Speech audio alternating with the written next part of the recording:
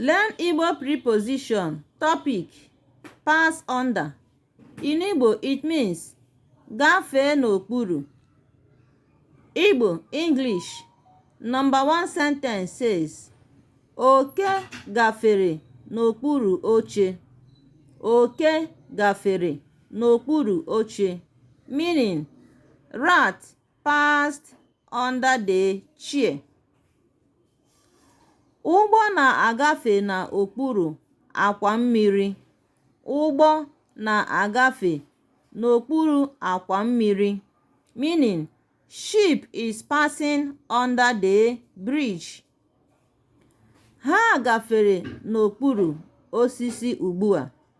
Ha gafere n'okpuru osisi ugbu a, meaning they passed under the tree now. Ha ga-agafe n'okpuru ya. Ha ga-agafe n'okpuru ya. They will pass under him or her.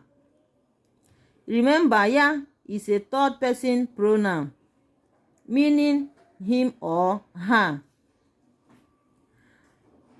Ọkụkọ gafere n'okpuru ụgbọala ahụ. Ọkụkọ gafere n'okpuru ụgbọala ahụ. Fowl passed under that car. Like and share our videos. Follow us for more. Subscribe to our channel. Bye.